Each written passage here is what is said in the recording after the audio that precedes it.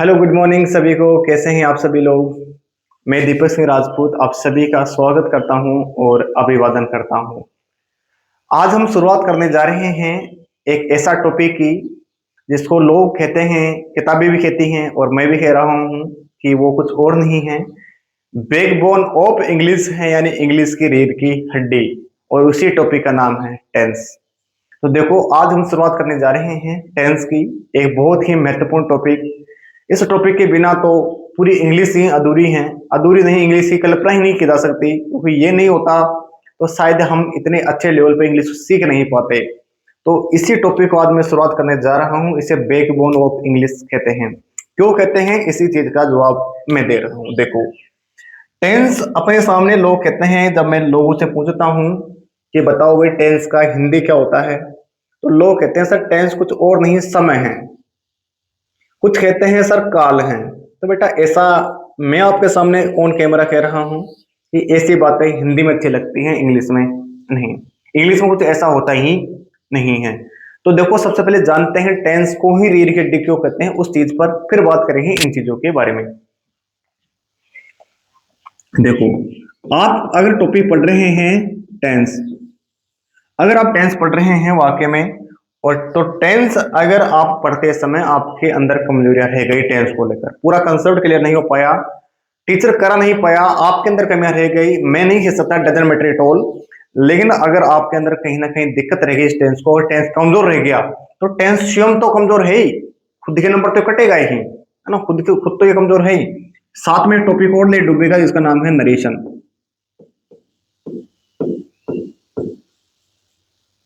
Narration से को हम जानते हैं डायरेक्ट और इनडायरेक्ट के नाम से भी। लोग कहते हैं सर ये डायरेक्ट और इनडायरेक्ट टॉपिक का नाम है। चलो भाई, टेंस कमजोर रह गया तो इसके साथ एक टॉपिक और दे डूबेगा जिसका नाम है voice, active voice and passive voice. ध्यान रखना, इन चीजों को लेकर सभी का जन्म टेंस ही कराता है। अगर टेंस कमजोर रह गया तो एक टॉपिक को डायरेक्ट और ले बैठेगा जिसका नाम है क्वेश्चन टैग,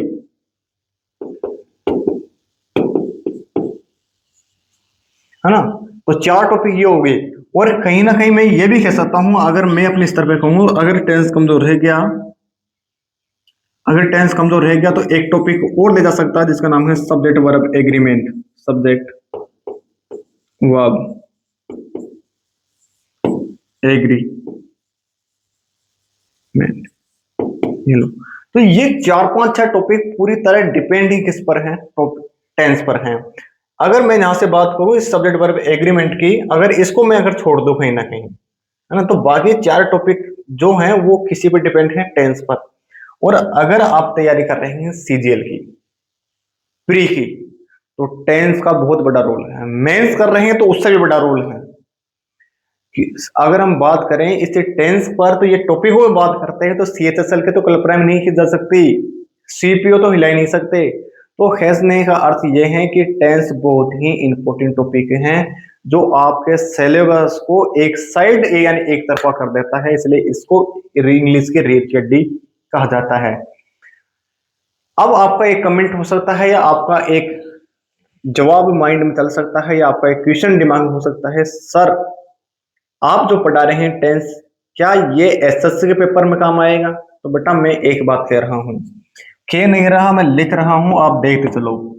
ये टॉपिक अपने सामने एसएससी का पेपर, एसएससी में चाहे सीजीएल हो, सीपीओ हो, एमटीएस हो, सीएचएसएल हो, या फिर अगर आप कहीं हद तक स्टेनो का पेपर देते हैं, स्टेनोग्राफर, या फिर आपके दिमाग में कभी कभी आ जाए सर हम तो जीडी का पेपर भी इंग्लिश देना चाहते हैं, तो बेटा आप सभी के लिए इतना कारगर टॉपिक है।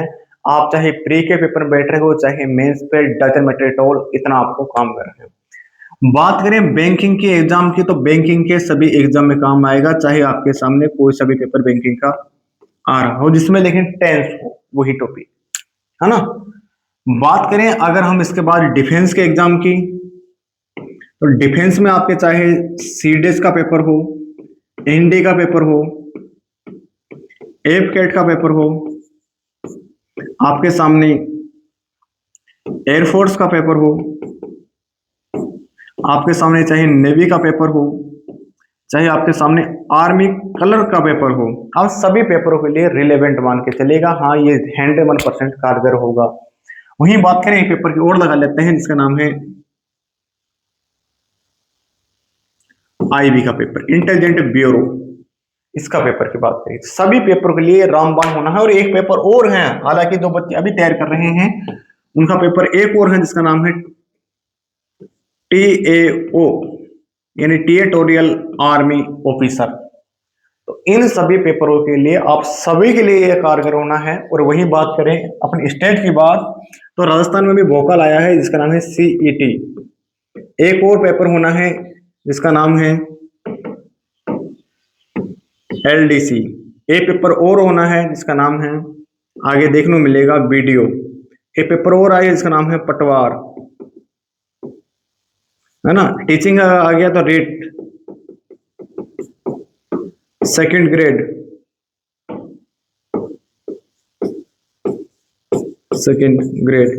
फर्स्ट ग्रेड, यानी खेलने करता है। कोई सा भी टॉपिक अगर आपके सिलेबस में है और इंग्लिश आती है तो आप सभी के लिए यह मान लीजिएगा कि इसके बाद कुछ बचेगा ही नहीं। बस मेरी इतनी सी रिक्वेस्ट है, आप चैनल को सब्सक्राइब कर दीजिएगा और शेयर कर दीजिएगा। तो अब शुरुआत करते हूँ मैं इस टॉपिक की मिलकर आप सभी के साथ। देखो क्या होता है ना बेटा कि लोग रट्टा मारते हैं कि सर टेंस का परिभाषा क्या होती है, टाइम प्लस एक्शन। तो देखो मैं आपके सामने एक चीज को प्रूव कर रहा हूं। मैं अगर आपके सामने ये कह दूं कि टेंस कुछ और नहीं है, टेंस कुछ और होता ही नहीं है,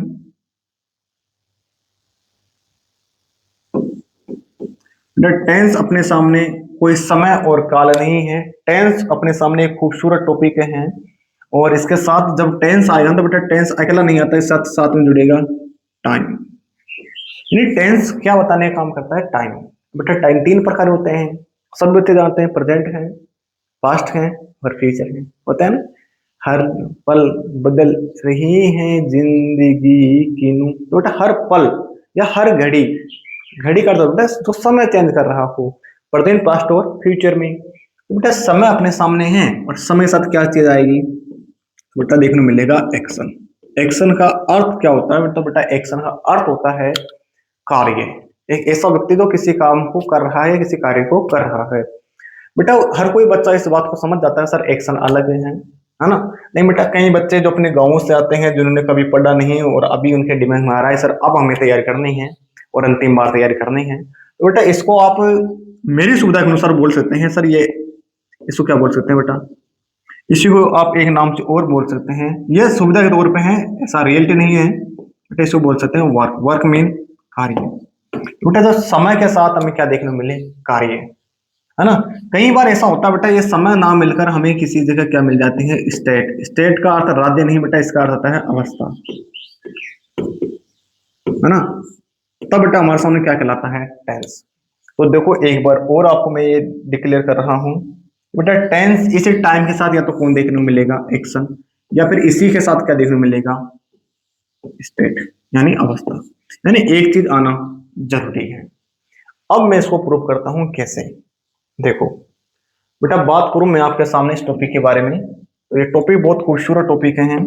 मैं एक छोटा सा वाक्य आपके साथ लिख रहा हूं। देखो मैंने कहा Narendra is preparing the notes of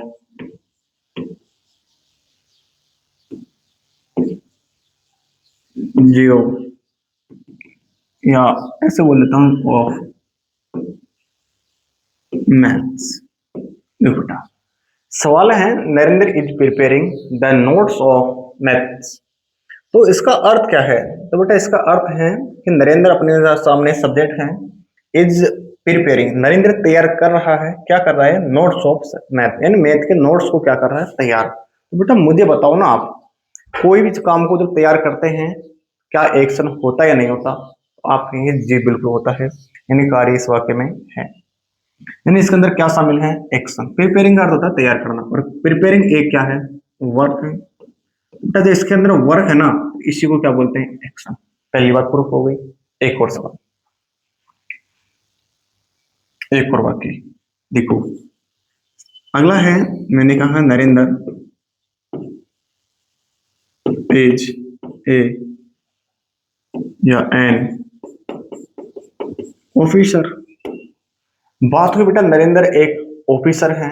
अब ऑफिसर है तो क्या कोई एक्शन हो रहा है इस वाक्य में? नरेंद्र एक ऑफिसर है, क्या बेटा कार्य कर रहा है इस वक्त? ये किया था उसने? नहीं। आप नहीं सर, इस वाक्य में पता नहीं चल पा रहा कार्य है या फिर नहीं है। कार्य लेकिन होता तो दिखता, लेकिन कार्य है ही नहीं। यहाँ तो नरेंद्र प्रिपेयरिंग कर रहा है बेटा, यहाँ ओनली है नरेंद्र एक क्या है, ऑफिसर। नरेंद्र के बारे में केवल जानकारी है, कोई कार्य नहीं है। तो बेटा इसी प्रकार की जानकारी को ही हम बोलते हैं स्टेट। क्या बोलते हैं? स्टेट। तो बेटा इसी प्रकार की चीजों को हम बोलते हैं क्या, स्टेट। यानी इसमें एक्शन नहीं है बेटा, एक्शन नहीं तो इसको बोल, क्या मैं ऐसे बोल सकता हूँ एक्शन नहीं तो ये अपने आप में क्या है, इस वाक्य में नॉन एक्शन है, यानी एक्शन नहीं है बेटा। इसी नॉन एक्शन को हम बोलते हैं क्या, स्टेट। स्टेट मीन अवस्था। तो बेटा वाक्य में दो चीज हमें प्रूफ हो गई कि किसी वाक्य में कार्य हो भी सकता है और नहीं भी हो सकता। नहीं है तो उसको नॉन एक्शन, और होता है उसको एक्शन। बेटा एक्शन हम क्या बोल सकते हैं, वर्क। तो इस बात को भी प्रूफ हो गया कि उसमें क्या होगा, एक्शन। अब देखो, अगर मैं आपके सामने कह दूं Narendra is preparing the notes of maths, Narendra अगर नोट्स तैयार कर रहा है गणित का, तो इसमें जो समय है ना वो या तो प्रेजेंट का है या पास्ट का, फ्यूचर का है। तैयार कर रहा है तो प्रेजेंट का है, तो यानी इसमें समय शामिल है। तो बेटा समय है, समय को हम बोलते हैं क्या, टाइम है। दूसरे में नरेंद्र एक ऑफिसर है, तो बेटा नरेंद्र एक ऑफिसर है ना, तो इस ऑफिसर के बारे में बता रहे हैं, प्रेजेंट में है, तो ये भी अपने में क्या शामिल है, समय। तो बेटा दोनों जगह क्या शामिल है, टाइम। तो हर वाक्य में बेटा दो चीज होगी। इस वाक्य में प्रूफ ये हो गया दोनों वाक्य में कि उस हर वाक्य में क्या है, टाइम है, और हर वाक्य में क्या है, एक्शन है। एक्शन नहीं तो उस वाक्य में फिर क्या है, नॉन एक्शन। बाकी कोई तीसरी चीज आती ही नहीं है। दो तीन सवाल और रखते हैं। देखो मैंने एक दो क्वेश्चन और करने की कोशिश की। मैंने कहा अशोक हैज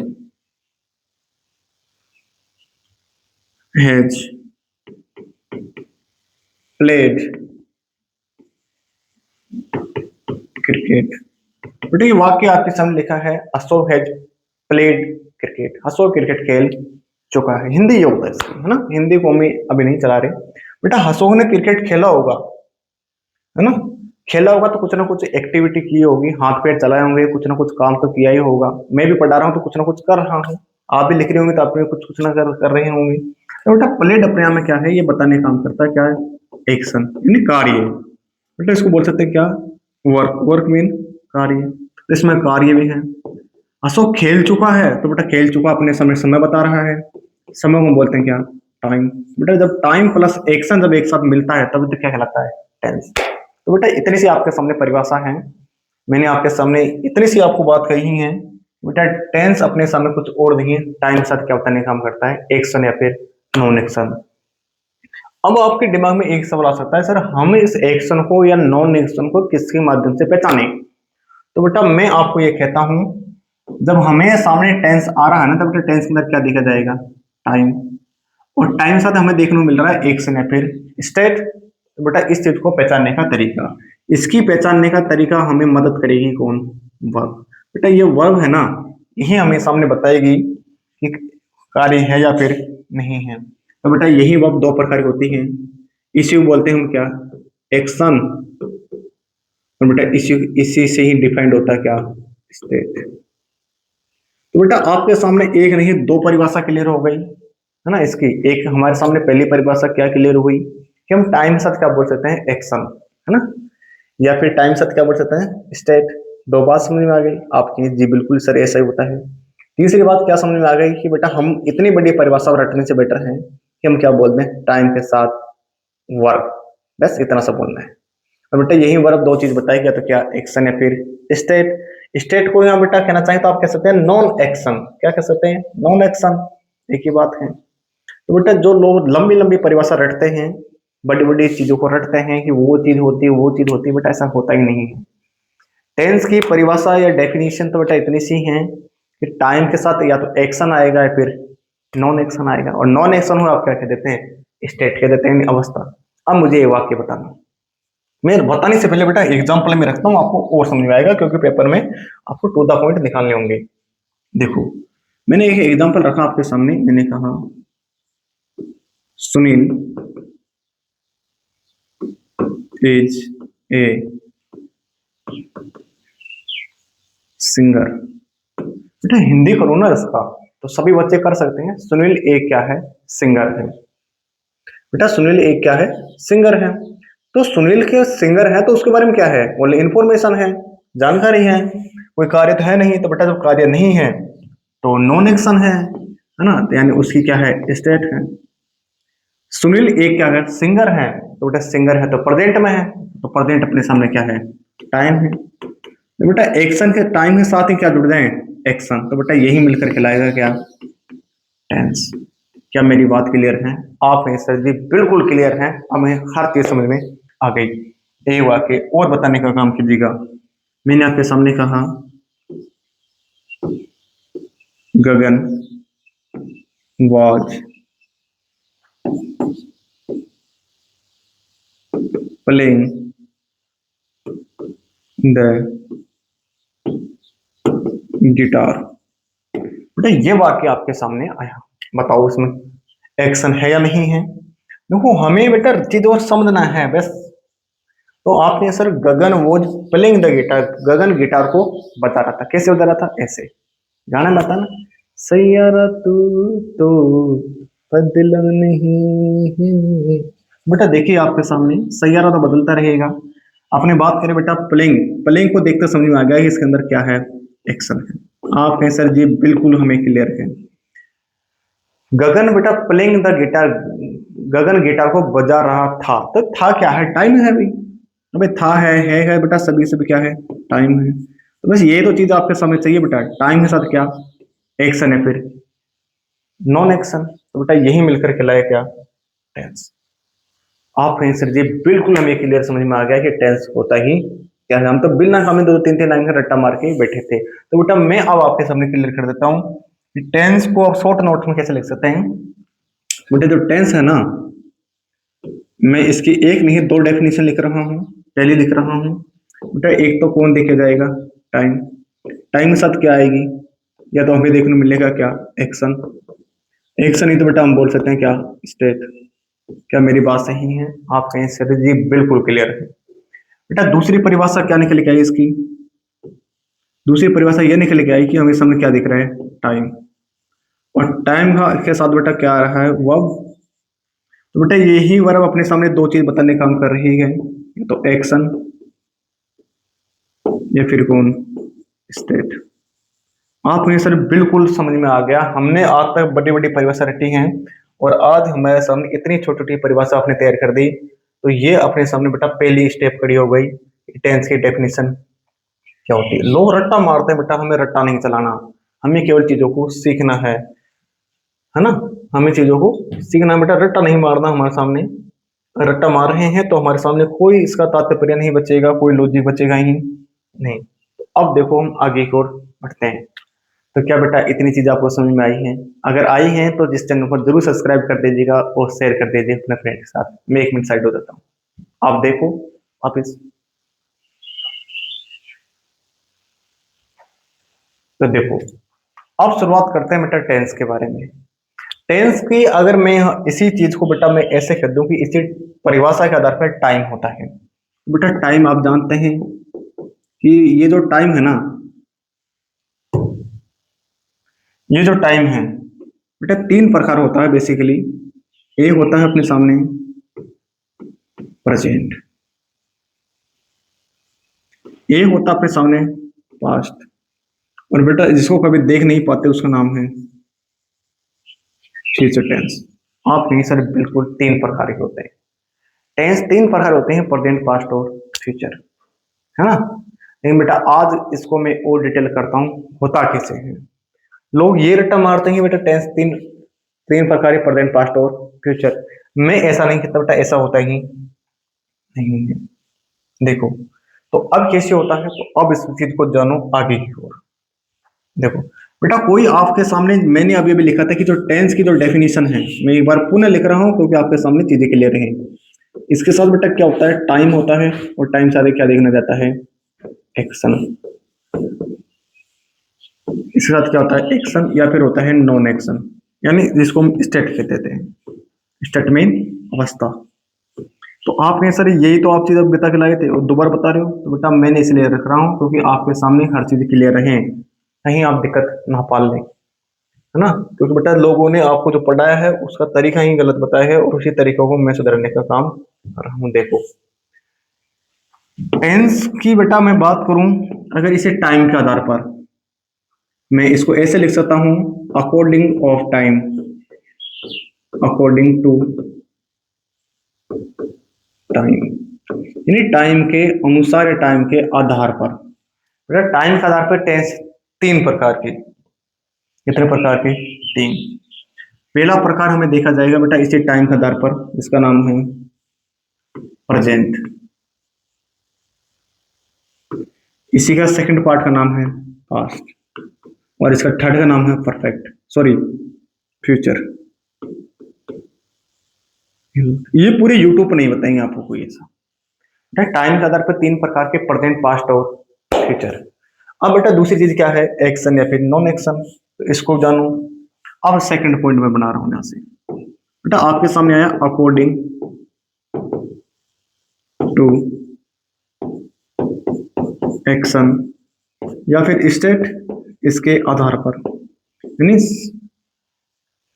कार्य के आधार पर या फिर अवस्था के आधार पर। बेटा इसके आधार पर ये चार प्रकार के, कितने प्रकार के, चार। देखो सबसे पहले बेटा होता है इंडेफिनिट। अब इंडेफिनिट वगैरह क्या होते हैं बेटा आगे सीखेंगे। दूसरा होता है बेटा किसके आधार पर, ये होता है बेटा अपने सामने कंटिन्यूअस। थर्ड होता है ये परफेक्ट, और बेटा अंतिम होता है ये परफेक्ट कंटिन्यूअस, परफेक्ट कॉन्टिन्यूअस। चलो बेटा तीन प्रकार के होते हैं, वो होते हैं टाइम के आधार पर। अब बेटा मैं लोगों से पूछता हूँ ना, बच्चों से पूछता हूँ कि बताओ टेंस कितने प्रकार के, तो बेटा बच्चे तुरंत जवाब देते हैं सर तीन प्रकार के। लेकिन मेरा पॉलिटिकल जवाब ये होता है कि एक्शन याद रहे बताओ, तो वो कहते हैं सर हमें तो कभी बताया ही नहीं है। तो बेटा मैं आज आपके सामने कह रहा हूँ कि टाइम के आधार पर कोई टेंस पूछे तो तीन प्रकार के, और एक्शन के आधार पर पूछे तो चार प्रकार के। क्या ये चीज आप पहली बार सीख रहे हैं? अगर पहली बार सीख रहे हैं तो बेटा चैनल को जरूर सब्सक्राइब कर दीजिएगा और शेयर करना ना भूलें, क्योंकि बेटा कर भला तो हो भला, है ना। तो आप देखिएगा आपके सामने मैंने ये चीजें लिखी हैं। बेटा टाइम के आधार पर तीन, प्रेजेंट, पास्ट, फ्यूचर, और एक्शन के आधार पर चार है, इंडेफिनिट, कंटिन्यूअस, परफेक्ट और परफेक्ट। ये होते क्या है चारों, ये तीन क्या होते हैं बेटा, इस चीजों को हम जानेंगे थोड़ी देर के बाद, है ना। एक मिनट में पानी पी लेता हूं।